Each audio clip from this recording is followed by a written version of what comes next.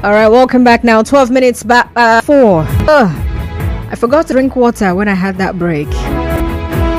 And now I can feel it in my voice. But it's all good. All right, so welcome back once again. My name is Combs Mega. So let's talk about social justice in Nigeria. So on Tuesday this week, the world celebrated Day of Social Justice.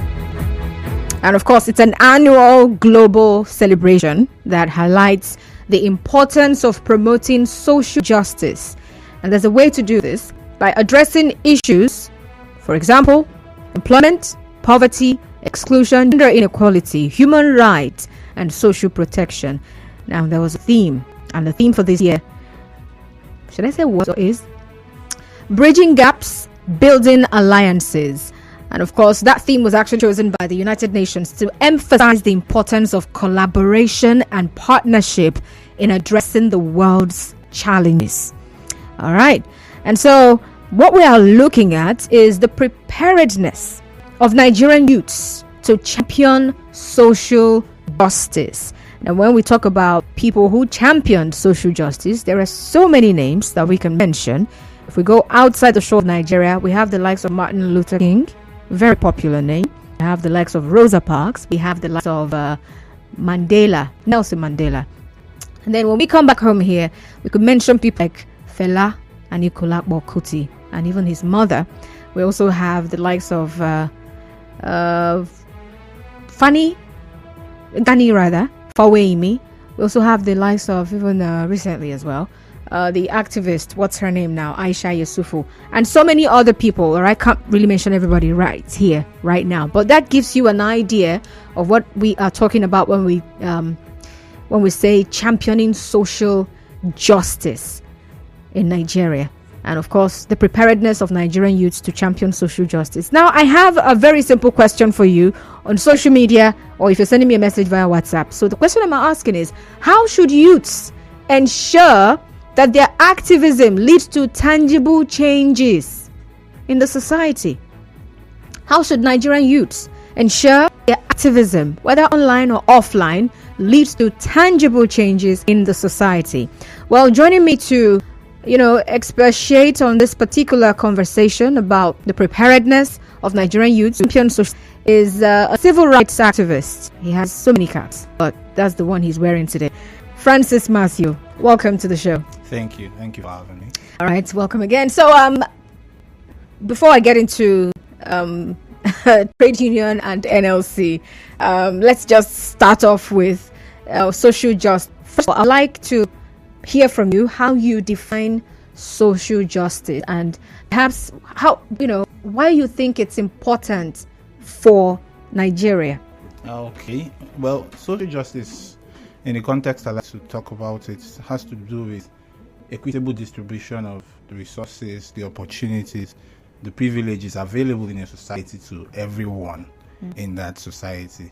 It encompasses the idea that every individual in a given area like Nigeria now should have equal access to opportunities, and not just because of their background or who they know, but because what applies to person A, irrespective of his tribe or religion, should apply to person B.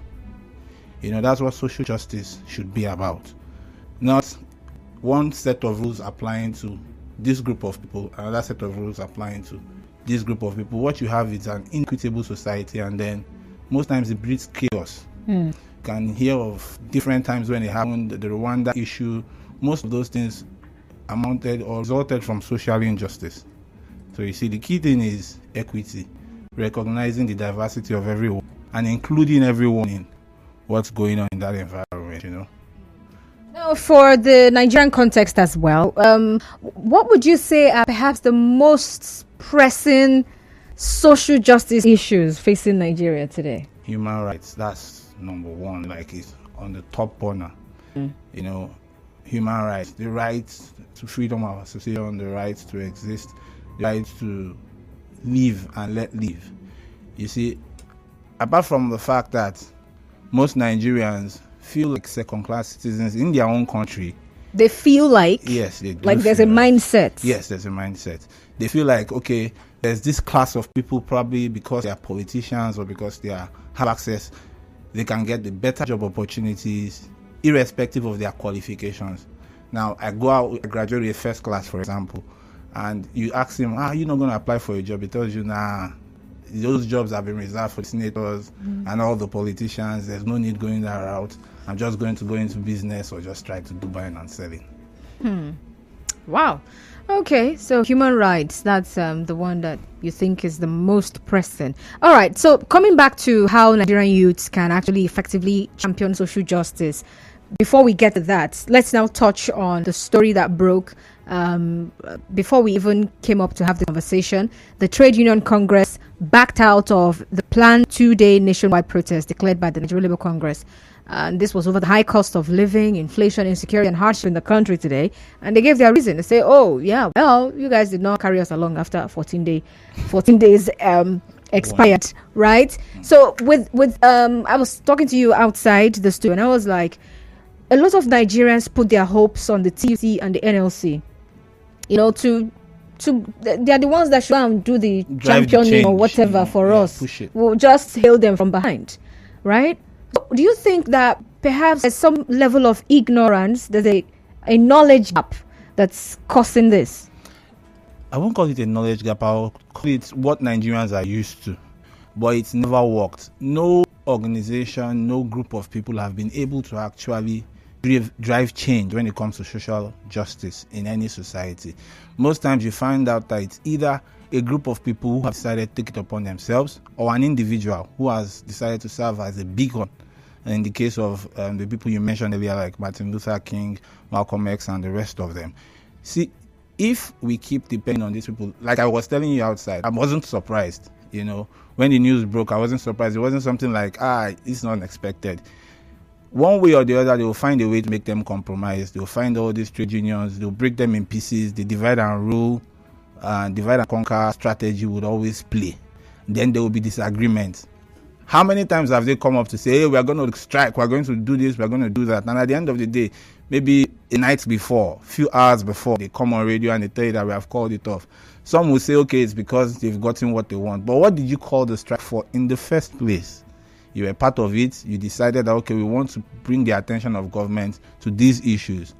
But constantly, they always renege because there's a way to compromise them. They know the leaders. They find a way to threaten them, or they find a way to please them. Sometimes it's even peer pressure, like I was telling you. Just peer pressure. They don't even have to give them money. Just, be careful, this is Nigeria. Don't let DSS come and pick you or something like that, you know. And the next thing is, okay. Invite them, menacing looking guys. We just look at them and say, okay, I beg, I cannot kill myself for this thing. But the only time advocacy or civil advocacy will actually work in a country like Nigeria is when it becomes a movement, not a bunch of guys telling, hey, we are going to do this, we are going to do that. No. So what's the difference between a movement and what's the unions that we have? Because for a movement to even work, people have to drive it. Yeah. So what's the difference then? The union is a structure that has the chairman, they have the excos, they have all of those people. One way or the other, you have a group of 11 people coming to make a decision. Do you get? One person, 2 people, 3 people can just capitulate, and then at the end of the day, the cord is broken. When you have a movement, there's always a focal person or a focal point. And that person has taken it upon himself not to ever compromise, maybe by reason of their behavior over time. Most times they get jailed, they get to suffer a lot of trials and tribulations, you know. But at the end of the day, you get things done because the arrowhead you are going to decide to take out of circulation, his people will still continue the movement in his name, you know. And that's why the Indian Mahatma Gandhi was able to be successful. The Martin Luther King was able to be successful because these were individuals that are taking it upon themselves. Nelson Mandela too was able to be successful to stop apartheid. If it was an organization that was trying to stop apartheid in South Africa, it wouldn't have worked. You remember it was supposed to be the ANC. Yeah. But that was broken to pieces, splinters. The only difference then was there was a Nelson Mandela that was a figure that everybody could rally around. You see, so we are getting this whole activism here in Nigeria wrong, because we are just, as youths, we are waiting for NLC, we are waiting for TUC, we are waiting for someone to go and bail the cat. Hey, cost of living is high, let's protest. But who wants to go out first? Now, talking about protesting, right? So, when the NLC announced that they were going to go on that 2 days protests, the police issued some kind of warning against any form of violent protests. You're protesting, don't cause trouble. DSS also issued some kind of warning that they have intel that people might take hijack advantage of it, the protest, and then it will turn violent, right? And now, in as much as some people would say, oh, these security agencies, your job is to protect the protesters, but then there is that fear, and the fear is real. People have the fear that if I go out to protest, something might go wrong. This happens because, experience has shown in Nigeria that every time a protest happens, it's either hijacked or security forces are sent in, and then people get maimed and all of that, and bad things happen. So you see that consciousness and that cautiousness from everybody that is supposed to be involved in the process. Now, even when the security agencies come out and tell us that don't come out to protest because of A, B, C, the question is, are you telling us not to come out because you actually are concerned about our safety, or because you don't want the people to have a voice? You see, that's the question. Most times you find out that it's because they don't want the people to have a voice. There's something politicians are always scared of. Every politician, every leader, and that's a people united.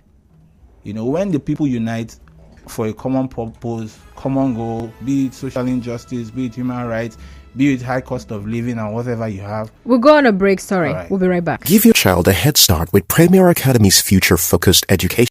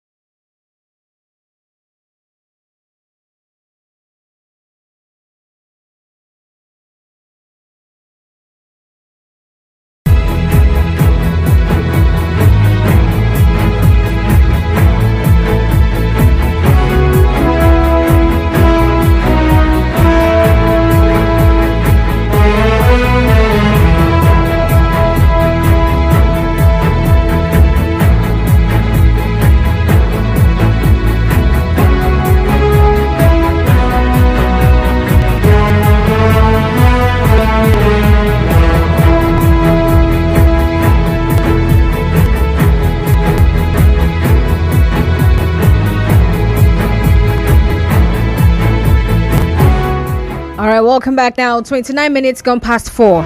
And we're still talking about social justice in Nigeria, championing social justice in Nigeria. Get on Facebook, get on X, just get on social media and comment on the topic. All right, so my question to you is, how should youths ensure their activism leads to tangible changes in the society? So you can as well send a message via WhatsApp to 0809 030 6416, 009 030 6416. And of course, my guest, Francis Matthew, is a civil rights activist, and he has been talking with me on this particular topic about championing social justice in Nigeria. Now, before we went on that break, I asked a question about whether the reason why Nigerians seem to rely so much on the NLC, TUC, and all those unions actually is because there's some level of ignorance going on. Perhaps they don't really know that much. All right, that was the question I asked before we went on break, and I also asked you to differentiate between a movement and a union, but you've already done that. So the part where you said it is not ignorance per se, it's what Nigerians are used to. Yeah. But what someone is used to is not that this is the only one I know. I don't really know the other one.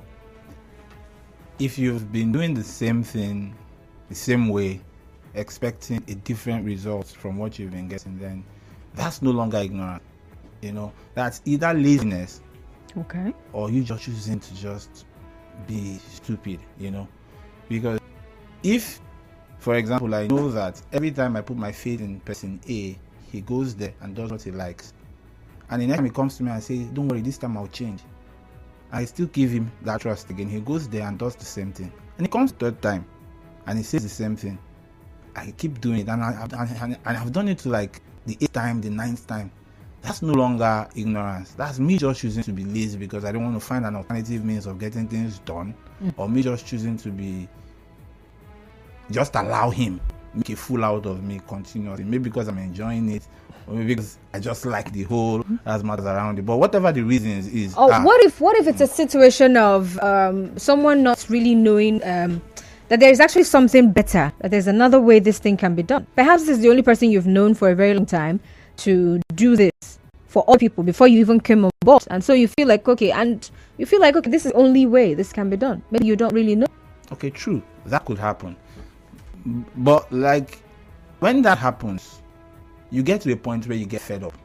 Yeah, sure, definitely. It's like being in a relationship with someone and the person keeps treating you bad. You keep having issues and you keep feeling bad. You shouldn't choose to remain in such a relationship. Wisdom demands that you begin to think of how to exit it. We've had a relationship with NLC, TUC. The Nigerian people have always looked up to them to come out and come clean for us when issues like this are coming up. But you find out that every time they drop the ball. They keep dropping the ball. When it gets to the turn to bat, they drop the ball, or they just give us one excuse, and it continues. We don't want to say maybe something is happening behind the scenes or anything like that. But it's time for Nigerian youths to begin to understand that nobody is going to change Nigeria for you. You alone can change Nigeria for yourself. You gather the attention that is required from the politicians, you keep the attention, and you demand what you want. Stop waiting for others to do that for you. So the should I call it modus operandi of the NLC and TUC is that they mobilize the workforce, because they come from, these are people from different the ministries, strata of work. Yes, of work, right? And so that's their way of getting people to back whatever it is they're doing, right? Yeah. But then going back to the NSAS, should I call it movement or protest now? That was a protest because it was one-off thing. You see, a movement has strategies, has goals, has a 5-year plan, has a 2-year plan, has a 1-year plan. That's what the movement should be about. Oh. Yes, not a one-off, not a spin-off, not a knee-jerk reaction to things, which was what NSAS was. We could have taken advantage of it and turned it into a movement, but unfortunately, Nigerian youth didn't, and then it has lost that momentum. Okay. So let me finish the question I was about to ask, all right? So taking us back to the NSAS protest, right? The way the protest was, the support for the protest was galvanized was majorly on social media. Yeah. It wasn't necessarily people going to the office or sending letters to any heads. Yeah. It was on social media. Exactly. So now, how do you think that social media and technology can be well utilized to also amplify social justice causes in Nigeria? Right now, the way Nigeria is structured, and that's why most times you find that the politicians are always trying to attack social media. The only way to get that kind of support, get that kind of movement going, and have that dynamism required to not have a figure that the authorities can just clamp down on and then it loses effect, is on social media, is on technology. And that was why NSA was hugely successful, because everything was done on social media, and at the end they didn't know where it's coming from, they didn't know who's sponsoring, there was no face to it, because everybody was tired and everybody was just, we've had enough of the police issues and we just want it to stop. Yes, most people will say that it still continues, but to a large extent we were listened to.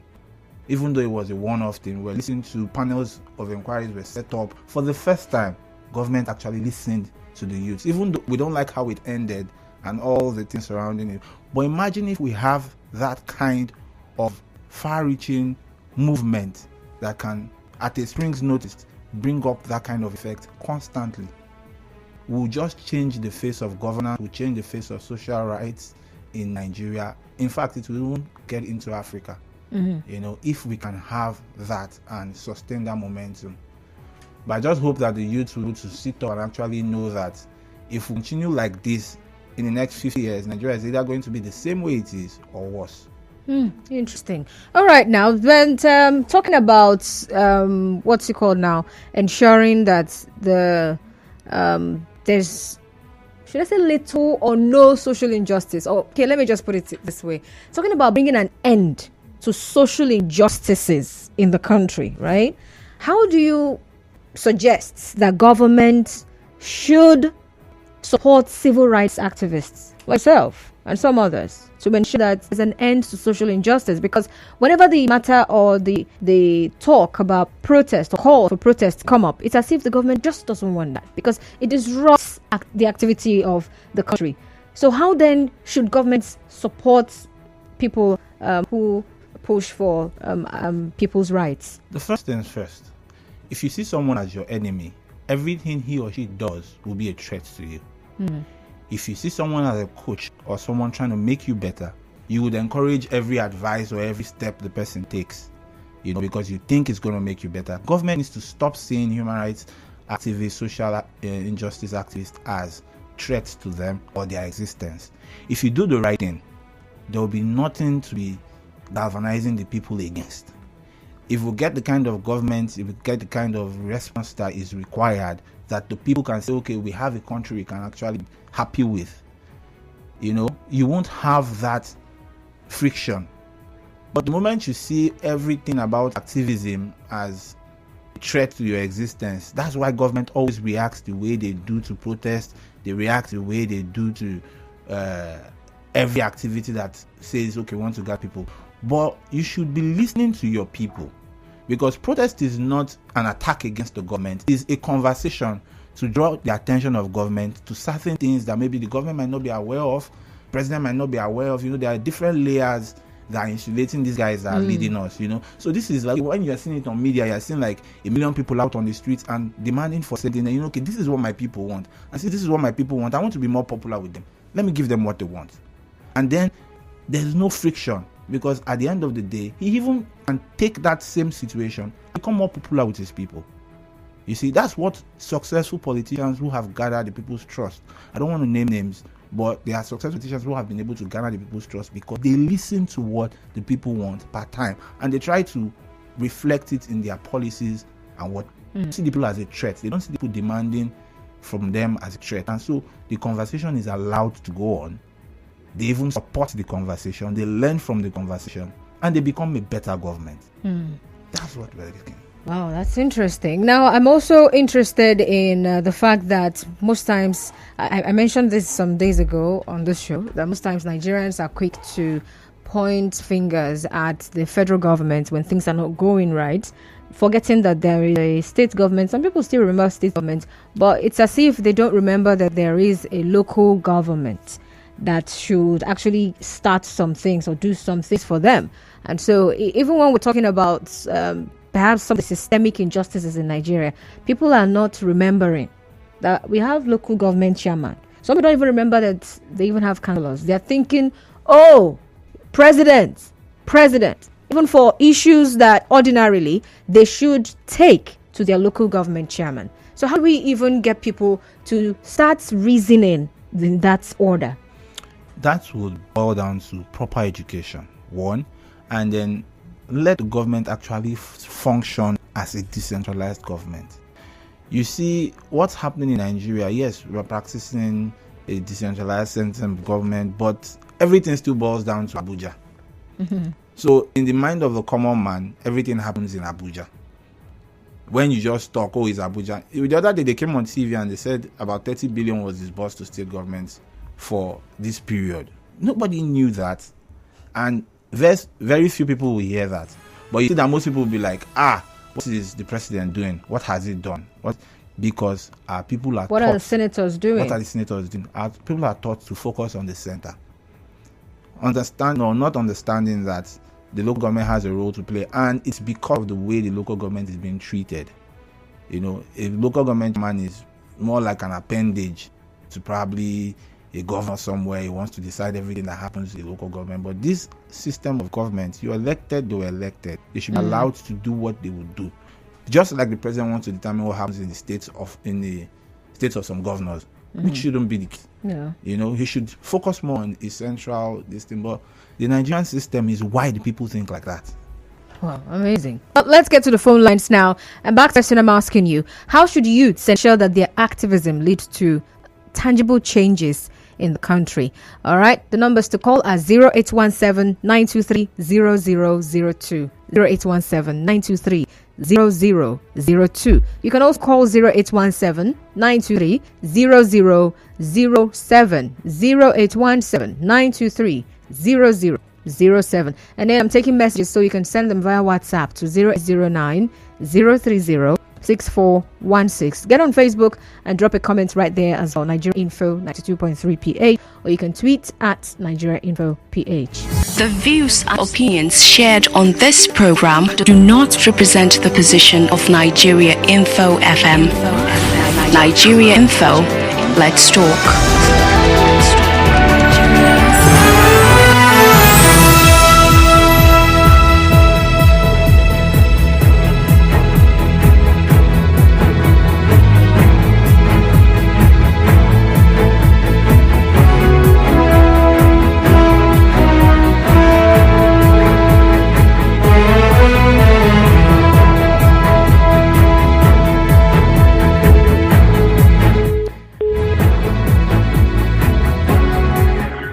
Hello. Hello, good evening. Good evening. What's your name? Where are you calling from? Okay, my name is Ola George and I'm calling from Lemme. All right, Fola George, go on. Okay, I'm concerned about the youth and their action that will bring to positive change. Now, we the youth need to sit back and take a deep reflection and ask ourselves questions where did we get it wrong. Now, it is the youth who go about fighting for the elderly ones to be in position to begin to frustrate us. Now, we still don't understand the fact that we are suffering. Now, when we look at what we are going through in the country today, it's no longer about party or tribe. Now, the high cost of pepper, high cost of gari does not know your race. The issue is nearly that I do not support any kind of violence, protest, any kind of anarchy that will bring lawlessness down begin to affect other people and their daily life. So the only way, we still have 3 years to think well and act through the elections. Then on the other side, we need to help ourselves, but stop harassing ourselves, stop stealing from each other, stop looting from each other. That's the only way we can show that we are prepared. Because when the other people we are saying are keeping hungry in the land, so when the youth does not have a job, the youth is hungry, he can just accept the least 5,000 to go and cause problems.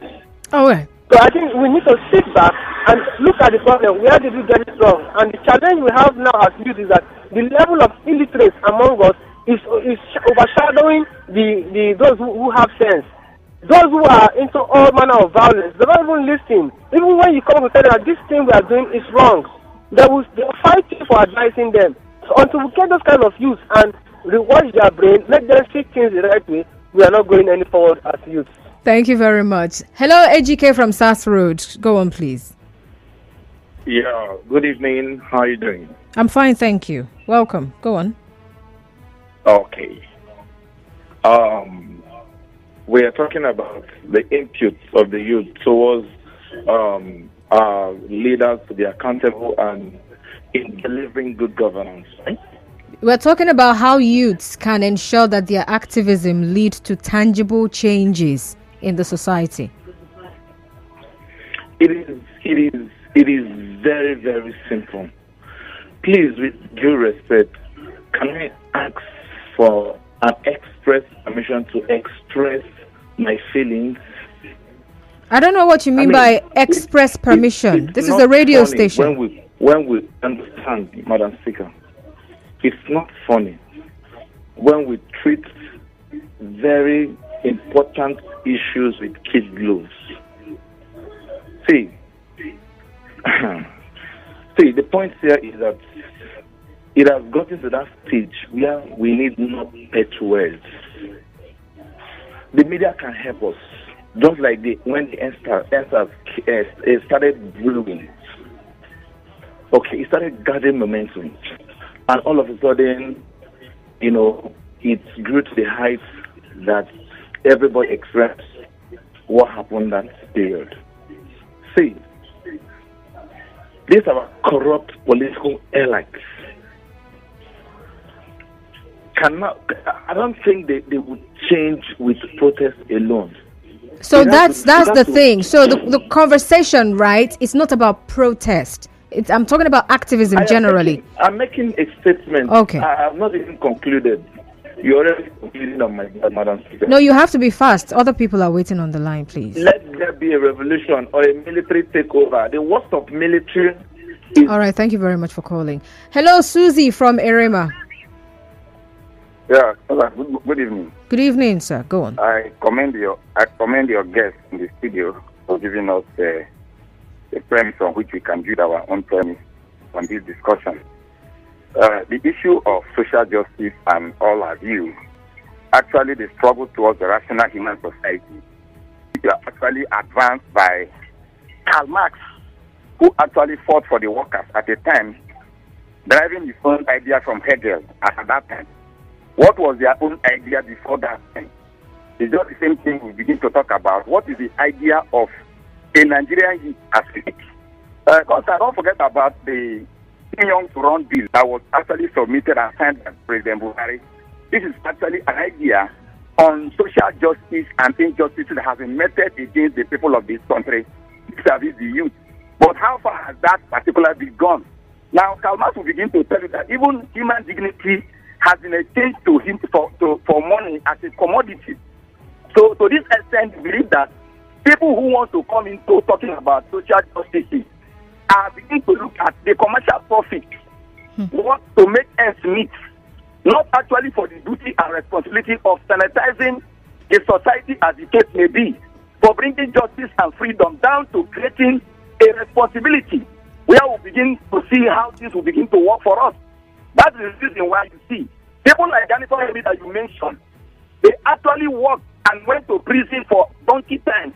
But today the kind of activism we practice is activism that is, I am shouting on radio, I am going on newspaper, but I have a target that a governor or a president or somebody will call me and give me money.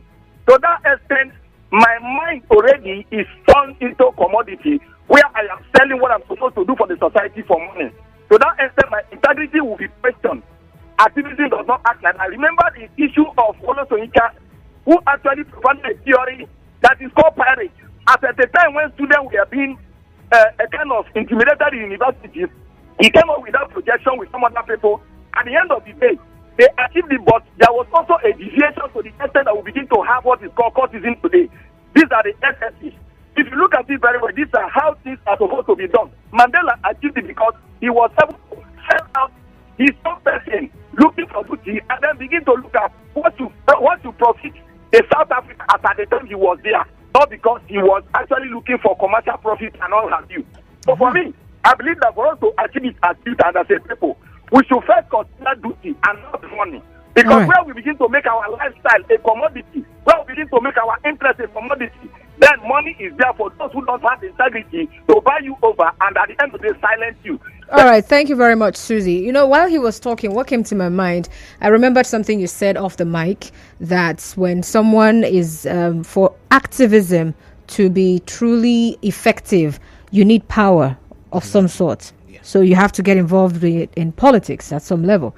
And then this whole thing about people starting and changing along the way, you know, and then you now find out that sometimes there is that pressure of not just someone's life might be taken, but also there's also the other pressure. I need money, right? And so when someone who hasn't even gotten to that level where they can look away from any amount of money, and so they still need money to drive what they're doing, you now see that there's a problem. One thing, money is never enough. That's the thing about greed and contentment. You see someone who has something that is not what you call a lot, he's comfortable, he's okay with his family, he doesn't look at what another person has, he's fine. Maybe from upbringing, he has that discipline. That's why when it comes to activism, it's not just about having a voice. It's also that moral compass. You know, you need to have that moral compass, because if you don't have it, once you get to that point of renown, you'll find out that you would have to compromise, because there will come a time when they will throw things at you, both things that will make you feel good and things that will be like a sort of blackmail, maybe at the point where you begin to get the people's ear a lot. So if you don't have that moral compass, you would always make a mess of your name at the end. And that's why you have a lot of activists in Nigeria today. If you ask about them, they get into politics and then they fizzle out, because the moral compass is not strong enough to guide them away from that compromise. All right, a message here says, Constance, is your guest new to Nigeria or to the internet? Did he not see or hear what happened in October 2020? Does he understand how... Anyway, moving on to another one here. Good evening. The country has nosedived into the abyss of hardship and suffering. The TUC and NLC have adorned themselves with an ugly white garment of mediocrity or ineptitude. They can never stand for Nigerians. Both commissions are a creation of law, and as such, they cannot do otherwise. And then you say protests by NLC no longer potent enough to bring the government to its knees. You say they are part of the government. Only a revolutionary movement can salvage the country. And that's Nigerians coming together to take back their country. Just the way King Robert the Bruce and William Wallace of Scotland took back their country from the selfish claws of England. Nigerians must be intentional with this movement. No security agents can break us if we take over the streets with our flag in our hands. Good evening, Mega. Manuel from Gokana says, I still remain the one person that believes that Nigerians are not ready for change. We only complain here, and after some time, we just adapt and keep quiet. Interesting. Social determinism is a taming effect towards social justice. Another problem of social justice is humanity's primitive desire for materialism. Humans are naturally greedy and never think of another person's well-being. The awareness of classism or Marxism is the outcome for competition within the society. Lack of minimalist instincts in man betrays morality. In summary, social justice is a what? Nihilistic ideology which the society will never achieve.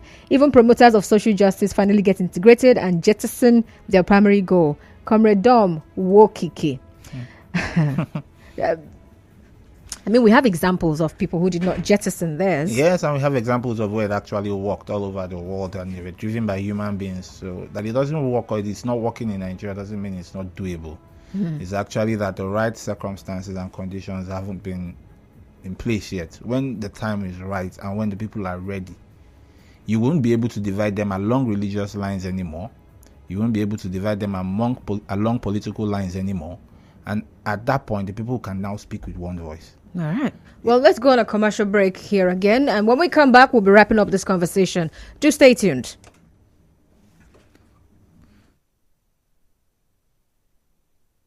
The show continues after this break on Nigeria Info.